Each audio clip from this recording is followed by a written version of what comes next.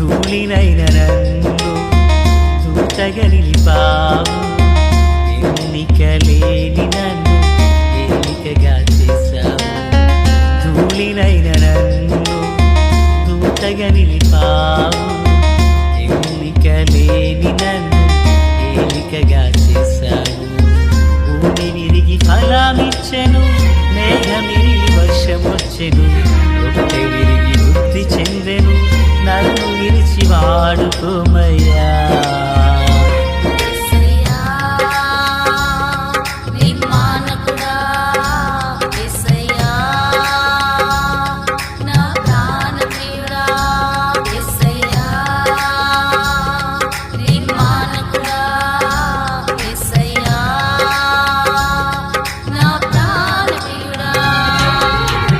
ధూళినైన నన్ను దూతగా నిలిపావు, ఎన్నికలేని నన్ను ఏలికగా చేశావు. ధూళినైన నన్ను దూతగా నిలిపావు, ఎన్నికలేని నన్ను ఏలికగా చేశావు. మన ప్రభు అయినటువంటి యేసుక్రీస్తు వారి పరిశుద్ధమైన నామములో తండ్రి అయిన దేవాది దేవునికి నిత్యము స్తుతియు స్తోత్రములు, మహిమయు ఘనతయు ప్రభావములు యుగయుగములు ప్రభువునకే చెల్లునుగాక. ఆత్మీయులారా, బాగున్నారు కదా? ఉదయకాల వేళ అందరికీ నా హృదయపూర్వకమైన ప్రార్థనా శుభాభివందనాలు. ఈ ఉదయకాల వేళ వేకుజామున అందరూ ప్రార్థన చేసుకోగలిగారా? సంతోషం. మేమును మీ కొరకు ప్రార్థించుచున్నాం, ప్రార్థన చేసి ఉన్నాం. ప్రియులారా, మీరును మా కొరకు ప్రార్థించారని విశ్వసిస్తూ ఇంకనూ ప్రార్థించగలరని కోరుచు ముందుకు వెళుచున్నాను. ఈరోజు శనివారం, అనగా జూన్ నెల 27వ తారీఖు సాయంత్రం మనకు గొల్లవెల్లి ఎన్టీఆర్ కాలనీ యందు ఒక ప్రత్యేక కృతజ్ఞత కూడిక ఏర్పరచబడినది. హైదరాబాదు నుండి మన ప్రియులు ఒక కుటుంబం మన మధ్యకు వస్తున్నారు. గడిచిన కాలంలో దేవుడు వారి యందు జరిగించిన మేలులకు గాను కృతజ్ఞతతో వారు ఒక ప్రార్థనా కూడికను ఏర్పరచడం జరిగింది. కనుక ప్రియులు ప్రార్థించండి, తప్పక పాల్గొనండి. అంటే మాకెవ్వరూ చెప్పలేదు అని తలంచకండి సుమి. ఎలాగునంటే హైదరాబాద్ నుంచి వారు వచ్చి మన గృహానికి వచ్చి మనల్ని పిలవడం అనేది కాస్త కష్టతరం కదా. వారింట్లో ఏదైనా శుభకార్యం, పెళ్ళి లాంటిది జరిగినప్పుడు తప్పక శుభలేఖతో వస్తారు. కనుక ఇది ప్రభు కార్యం కనుక, ప్రభు నామ ఘనత కొరకు ఏర్పరచబడినది కనుక ప్రియులు ప్రేమతో ఈ ఆహ్వానాన్ని మన్నించి 7 గంటలకు జరగనయున్న ప్రార్థనా కూడికలు పాల్గొనండి. అలాగునని ఆరాధన అనంతరం అందరికీ ప్రేమ విందు ఉన్నది. దాని గురించిన విషయాలు మీకు గ్రూప్ నందు తెలియపరచబడతాయి. సంతోషం. నేటి దినాన వాక్య ధ్యానం కొరకైన భాగము ద్వితీయోపదేశకాండం 19వ అధ్యాయం 15వ వచనం నుండి ఆత్మీయులారా 21 వరకు ఉన్న వచనాలను మనము ధ్యానం చేయబోతున్నాం. మూలవాక్యమై 15వ వచనం. ఒకడు చేయు సమస్త పాపములలో ఏ అపరాధమును గూర్చియే గాని, ఏ పాపమును గూర్చియే గాని ఒక సాక్షి యొక్క సాక్ష్యమును అంగీకరింపకూడదు. 2 సాక్షుల మాట మీదనైనను 3 సాక్షుల మాట మీదనైనను ప్రతి సంగతి స్థిరపరచబడును. ప్రార్థన. తండ్రి దేవా స్తోత్రాలు, మీ నామంలో ప్రార్థిస్తున్నాం. సహాయం చేసి కృపతో బలపరచండి. మీ దీవెన దయచేయండి. ఈ వాక్యం చేత నాతో, మాతో, అందరితో మాట్లాడండి. మీ స్వరాన్ని వినిపింపచేయండి. యేసునామమున ఆమేన్. Praise the Lord. ఆత్మీయులారా, ఈ సందర్భంలో ప్రభువారు చెప్పుచున్న మాట ఏమంటే,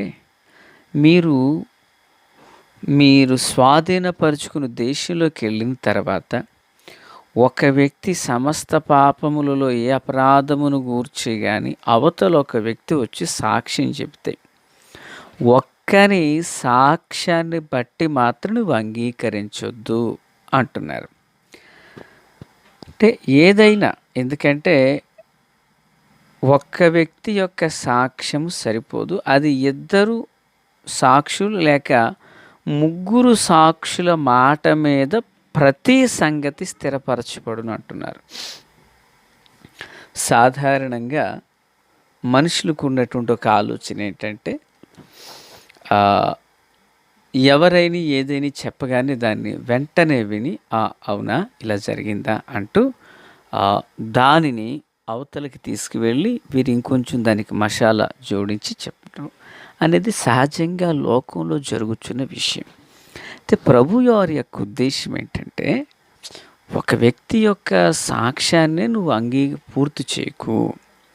ఇద్దరు ముగ్గురు సాక్షులు ఎదుట అది అవునా కాదా అని ఇద్దరు ముగ్గురు మాట మీద దాన్ని స్థిరపరచు అంటున్నారు. ఒకవేళ ఒక వ్యక్తి చెప్పినప్పుడు అది వాస్తవం కాదేమో, తర్వాత నిర్ధారణలోకి వచ్చిన తర్వాత నేను అనుకున్నాను అన్నాడంటే ఏం చేయాలి అక్కడ? సో ఇటువంటి తప్పిదం జరగకుండా ఇద్దరు ముగ్గురు సాక్షులు ఎదుట మాత్రమే దాన్ని స్థిరపరచన్నారు. ఎందుకని? కొన్నిసార్లు మన కళ్ళు మనల్ని మోసం చేయొచ్చు, మన చెవులు కూడా మనల్ని మోసం చేయొచ్చు. అవునంటారా కాదంటారా? కొన్నిసార్లు మన కళ్ళు కూడా మనల్ని మోసం చేస్తాయి పిల్లారా. అంటే మోసం అంటే గ్రహించలేకపోవచ్చు. అది నా జీవితంలో జరిగింది. ఒకరోజు ఒక పాస్టర్ గారి దగ్గర నేను పరిచర్య చేయుచున్నాను. నేను చేయుచుండే దినాల్లో మరొకరు ఆయన యొద్దకు వచ్చారు. సాధారణంగా ఎవరైనా క్రొత్తకు వింత, పాతకు రోతగా ఎవరైనా చూస్తారు కదండి. అలాగే నన్ను కంటే ఆయన కాస్త బాగా చూస్తూ ఉండేవారు. మరి నేను మనిషిని కదా, కొంచెం ఫీల్ అవుతూ ఉండేవాడిని. ఇక నేను ఆయన కూడా వచ్చినటువంటి వారు కూడా నన్ను కాస్త చులకన భావంతో చూసేవారు. నేను ఇంతకాలం నమ్మకంగా ఇంత పరిచర్య చేశాను, నన్ను నేను ఇలా చూస్తున్నారు, ఇదిగో వచ్చిన ఆయన చూస్తున్నారు, ఆయన ఈరోజు ఉంటాడు రేపు వెళ్ళిపోతాడు, ఈయనతో కూడా ఉండేది నేనే కదా, సంవత్సరాలుగా పనిచేస్తున్నాడు, బాధపడుతూ ఉండేవాడిని. సరే, మన బాధ దేవునితో తప్ప మనం ఎవరితో చెప్పుకోకూడదు. అది చెప్పిన దానికి పరిష్కారం అనేది దొరకదు. నాకు ఆ విశ్వాసం ఆనాటి కాలానికే ఉంది.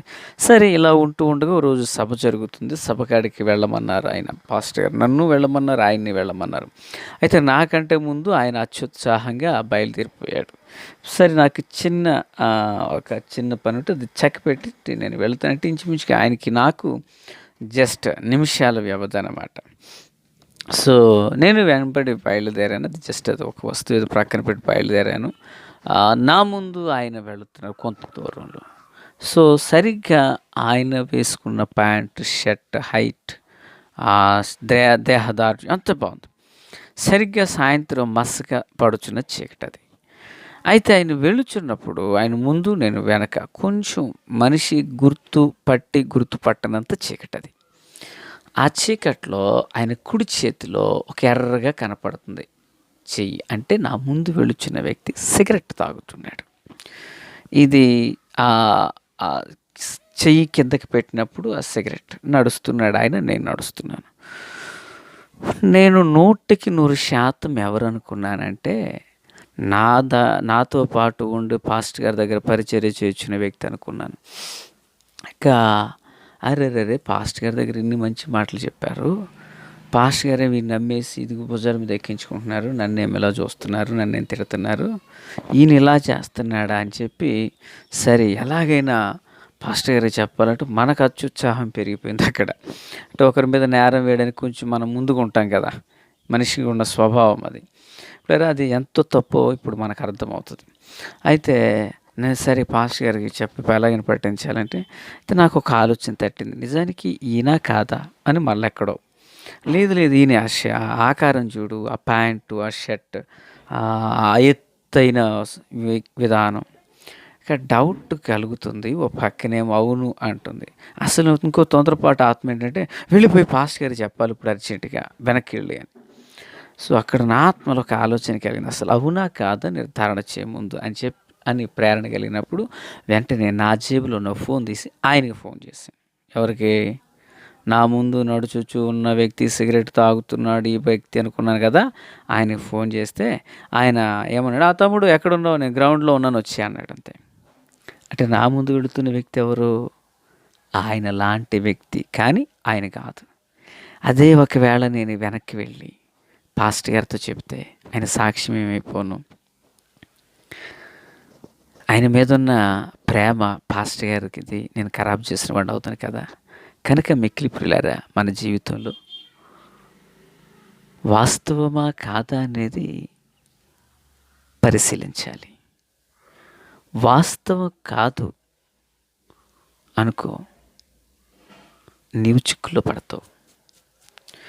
కనుక ప్రభు ఎంత గొప్ప దేవుడు అంటే, ఒక్క వ్యక్తి మాటను నువ్వు ఆధారం చేసుకోకయ్యా, 2-3 సాక్షులు ఎదుట చెప్పబడిన మాట అది పరిశీలనలో తీసుకుని పరిగణించు అంటున్నారు.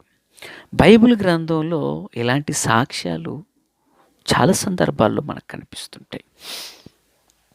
ఒక్కసారి కాదు ప్రభు ఈ మాట చెప్పింది. ద్వితీయోపదేశకాండం 17:6 ఒక్క సాక్షి మాట మీద వానికి శిక్ష విధించకూడదు. ఒక్క సాక్షి యొక్క మాటను నువ్వు ఆధారం చేసుకోకు. ఒకవేళ అతని యొక్క మాట, ఒక చూపు, ప్రవర్తన ఏదైనా పొరపాటు అయితే మొత్తం తీర్పే పొరపాటు, అన్యాయంగా ఒక మనుషుడు శిక్షించబడతాడు. సంఖ్యాకాండం 35:30 ఎవడైనాను ఒకని చావు కొట్టిన ఎడల సాక్షుల నోటి మాట వలన ఆ నరహంతకునికి మరణశిక్ష విధింపవలెను. అయితే ఒక్క సాక్షి మాట మీదనే ఎవనికి మరణశిక్ష వేయకు. ఒకని యొక్క సాక్ష్యం చెల్లదు అంటున్నారు. పిల్లరా, నిజంగా ఎంత గొప్ప మాట చూడండి. ఇలాగే మరి ఒకరి సాక్ష్యం చెల్లదు, 2 సాక్షులు కావాలంట. కనీసం 3 అయినా పర్లేదు, ఇంకా పెరిగినా పర్లేదు. చూడండి, ఆహాబు మనకు తెలుసు. ఆహాబు ఒక వ్యక్తి యొక్క ద్రాక్ష తోటను స్వాధీనపరుచుకోవాలని ఆశపడతాడు. అప్పుడు ఆ వ్యక్తి తన ద్రాక్ష తోటను ఇవ్వడానికి ఇష్టపడనప్పుడు తన భార్య, ఎందుకు ఇలా ఉన్నావు అంటే, ఫలానా వాని నాబోతు యొక్క ద్రాక్ష తోట నాకు కావాలనుకుని నాకు ఇవ్వట్లేదు అంటాడు. దానికి ఎందుకు ఇలా బాధపడతాను, అసలు లాభాన్ని లేపించారదా అని అంటది. ఎలాగంటే రాజు పేరట ఒక తాకీదు రాయించి పట్టణపు పెద్దలందరినీ ఒక చోటకి సమకూర్చండి, ఉపవాస దినం జరిగించాలని చెప్పండి. అలా వచ్చినప్పుడు నాబోతు వచ్చిన తర్వాత 2 అబద్ధ సాక్షులు నిలవబెట్టి, నీవు దేవుణ్ణి రాజును దూషించావని వాళ్ళిద్దరు సాక్ష్యం చెబితే ప్రజలందరూ అతను చంపేస్తారు, అతను లేపేస్తే ద్రాక్ష తోట నీదైపోద్దని చెప్పి ఆ బుద్ధి లేని స్త్రీ తన భర్తకు సలహా ఇస్తుంది. అయితే పిల్లరా, ఈ ప్రకారంగా ఏం చేస్తారంటే, రాజులు 1 గ్రంథం 21:9 ఆ తాకీదులో రాయించినది ఏమనగా, ఉపవాస దినము జరగవలెనని మీరు చాటించి నాబోతును జనుల ఎదుట నిలవబెట్టి, నీవు దేవుని రాజును దూషించితవని అతని మీద సాక్ష్యము పలుకుటకు పనికిమాలిన 2 మనుషులను సిద్ధపరచుడి, తీర్పు అయిన మీదట అతన్ని బయటికి తీసుకుని పోయి రాళ్లతో చావగొట్టండి అంటాడు. అలాగే జరిగింది. ఆ నాబోతు యొక్క ద్రాక్ష తోటను ఆహాబు స్వాధీనపరుచుకుంటాడు. ఫలితంగా అతడు సుఖపడింది ఏమీ లేదు. అతని రక్తాన్ని చిందించాడు కనుక అతడు కూడా రక్తం చిందించవలసి వచ్చింది. ఎంత భయంకరమైన దోషమో జాగ్రత్తగా ఆలోచించేటి చేసిన దోషం అతను పట్టి పీడించింది. అయితే 2 సాక్షులు అక్కడ ఉన్నారు. అంత మాత్రమే కాదు పిల్లరా, మరి యేసు ప్రభులు వారు కూడా ఇదే సాక్ష్యాన్ని పంచుకున్నారు. 2 సాక్షులు ఎదుటనే ప్రతి మాటను మీరు నిర్ధారణ చేయండి అంటారు. మరి దైవజనుడైన పౌలు గారు తిమోతికి అదే మాట చెప్తారు. ఈవెన్ ప్రకటన గ్రంథంలో కూడా ప్రభువారు ఒక సందర్భంలో మాట్లాడుతూ, 2 సాక్షులు మీ మీదకు నేను తీర్పు తీర్చడానికి పంపిస్తున్నా అంటారు. అంటే ఆ 2 సాక్షులు ఎవరు పిల్లలు మనకు తెలుసు కదా. ఏలియా మరియు మోషేలు రాబోతున్నారు. ఎందుకంటే హానోకు వీరు రాబోతున్నారు. ఎందుకంటే వీళ్ళు మరణం చూడకుండా వెళ్ళారు కనుక. అంటే ప్రతీది ఏదైనా ఇద్దరు సాక్షులు ఎదుటనే స్థిరపరచబడాలి. కనుక నేనేమంటానంటే ఇద్దరు మనుషులు లేక ముగ్గురు మనుషులు నోటి మాట ఎంత స్థిరపరచబడుతుందో, నేనంటే దేవుని బిడ్డలుగా మనం ఇద్దరు ముగ్గురు కలిసి ప్రార్థన చేస్తే ఆ ప్రార్థన కూడా అంత స్థిరంగా ఉంటుంది. ఆ ప్రార్థన కూడా అంత బలంగా ఉంటుంది. కనుక ఆత్మీయులారా, దేవుని ప్రియమైన పిల్లలారా, ఇద్దరు నోటనొచ్చిన సాక్ష్యం స్థిరమై రాజు యొద్ద నుండి ఎలాగునైతే సమాధానం వచ్చిందో, ఈ భూమి మీద మన ఇద్దరు ముగ్గురు కలిసి ప్రార్థన చేసినప్పుడు పరమ తండ్రి దేవుని యొద్ద నుండి మనకు సమాధానం కలగబోతుంది. ఆ కృప దేవుడు మనకు అనుగ్రహించులాగున మరి ఇద్దరు ముగ్గురు ఎలా ప్రార్థన చేయగలుగుతాం? 1, సంఘంలో ప్రార్థన చేయగలం. 2, కుటుంబ ఆరాధనలో కుటుంబంలో మన ఇద్దరు ముగ్గురుగా చేయొచ్చు. అలాంటి ఆధ్యాత్మిక వడంబడికను కలిగి ప్రభువులో సాగిపోదుం గాక. తండ్రి దేవా స్తోత్రం. వాక్యం అందరి హృదయాల్లో ఫలభరితం చేసి మేలు చేత నింపి నడిపించండి. మహిమ పొంది మీ ఆత్మకార్యం సఫలం చేయండి. యేసు నామములో ఆమేన్, ఆమేన్, ఆమేన్. Praise the lord.